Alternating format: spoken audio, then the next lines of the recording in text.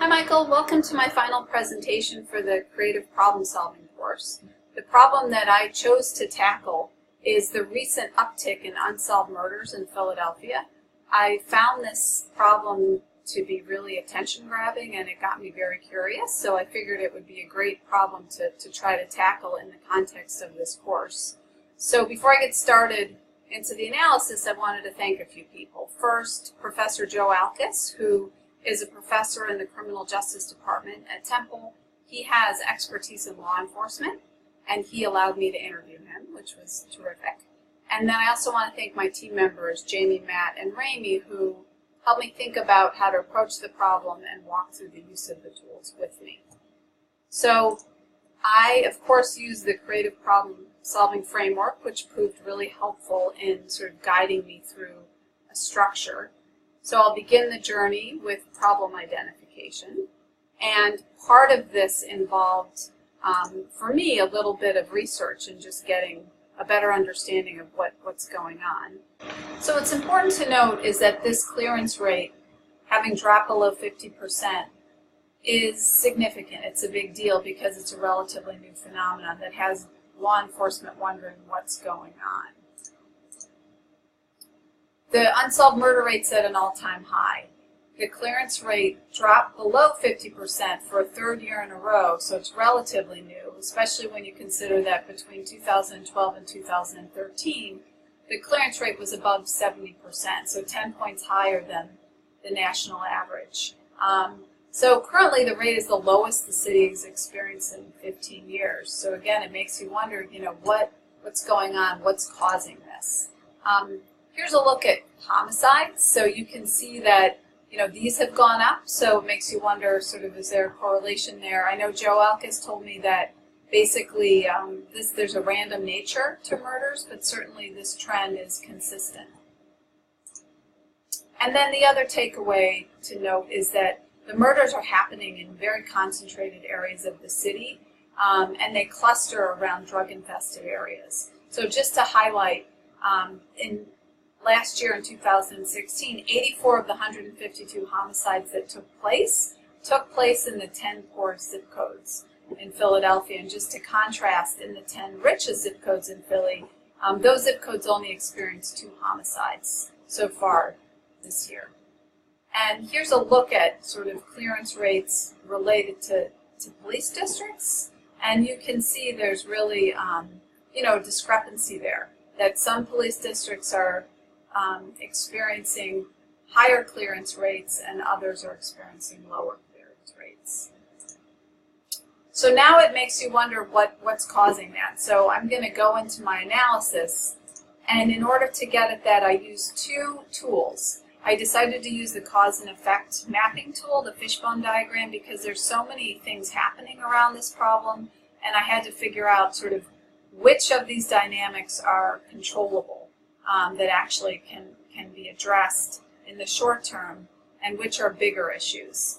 And then after I'd gone through the fishbone, I wanted to sort of look at the 5 whys and drill down more specifically. So here's my fishbone. There's a lot going on here. And this didn't even capture all of it, but I kind of highlighted in red the biggest sort of factors that I think are going on. The way I sort of organize these in buckets is I combined kind of a product and a service model. So looking at people, looking at policy, because there's definitely been some policy impacts coming from the police department itself. Procedures, so how is law enforcement happening? What's happening on the people side of this? And then there's structural issues that definitely have to be addressed. So I really circled here kind of where I think the biggest factors are. So one insight is that there is an issue where a lot of the witnesses that I think previously law enforcement could rely upon are actually not coming forward. And this is driven in part by kind of recent police brutality, I think, that has been really well advertised, and it kind of highlights the mistrust that's happening in communities, particularly in poor communities where murders are happening, as I demonstrated earlier. And then the fear of retaliation. So the retaliation is real. Also, the police have implemented new interrogation policies really to protect civil rights. But what's happened is that witnesses, can leave, so they're not really tied to the process as they were before. And I think it's more difficult for police to get information out of witnesses through intimidation, which is actually a good thing, but I think that's impacted the flow of information. Again, looking at procedure in the past, detectives have been able to depend upon community witnesses and snitching, but I think all of the mistrust that's happening, as I mentioned before, is impacting that. And they're finding that community policing is less effective. And then these structural issues that's going on. The violence and drug traffic is concentrated in specific neighborhoods, so that's just an important thing to kind of keep in the back of our mind as we analyze this. So then taking all of that and funneling that down into the 5 whys, what I was able to do is really more focus on the community policing practices, because that seems like something that the police can actually address and control. So looking at what's happening, well, community policing practices that once helped cultivate information flow between witnesses and law enforcement are now less effective. So why is that? Because potential community and gang member witnesses fear retribution more than they trust law enforcement to protect them. So there's an imbalance there. And why is that? Well, because retribution is real and has occurred in violent ways, resulting in people feeling threatened, terrorized, and traumatized. So people do not want to come forward, so it's tricky to get information from unwilling witnesses. So the end result of this is that the bad guys are winning, right? So they're more intimidating and sort of hold a lot of power over these communities and neighborhoods. And the bad guys are winning because law enforcement lacks resources, strategies, sort of the will and community trust to overcome the stranglehold the drug trade has over these communities.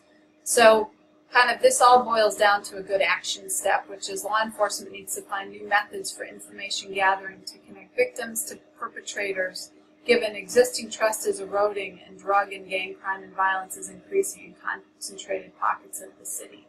So that action step was really helpful to sort of get clarity around, and that really is kind of the problem definition. So third, so now what do you do about it? So to generate viable solutions, I use the 6 thinking hats approach with my team, and basically we generated this great list here. The white really represents all of the content that I've presented, and I shared that with my team in advance, so they also had a context for this. And what's interesting is sort of the green. So some of my team members came up with some great ideas. Well, if community policing isn't working, then we need to bump up use of technology. Maybe there's some things to incentivize community members to come forward, like anonymous tip lines or higher, reward. And this idea that really that trust needs to be rebuilt and real economic alternatives need to be created. So this is our 6 thinking hats. I think it was a really helpful process and probably most helpful in the green category. This was a tough problem, which brought our team off track a lot because we got into a lot of side conversations looking at some of the social issues and, felt pretty overwhelmed, which is reflected in the red hat, because a lot of these issues are sort of outside of the control of law enforcement. So recognizing that was important, and just to kind of stay focused on sort of what law enforcement might be able to do. So then kind of looking at an effective action plan, out of these things, I think what I concluded is these 4 things: that there really needs to be a concentration of resources in the neighborhoods where the highest number of unsolved murders is creating. And there really needs to be a 2-pronged approach. One, to invest in trust building and relationship building in these communities in ways that they haven't tried before, or in ways that have worked in the past, like the PAL program, more mentoring, more relationship building. And then also looking at alternative strategies so that they're getting information in other ways and not relying so much on sort of witnesses and sort of snitching from gang members. And also specialized job programs need to be created in these neighborhoods to offer young people alternatives to using and selling drugs, to just sort of minimize the demand, which gets at some of the structural issues. And then investigating, really increasing the investigation so that this drug trafficking can be minimized in these vulnerable neighborhoods.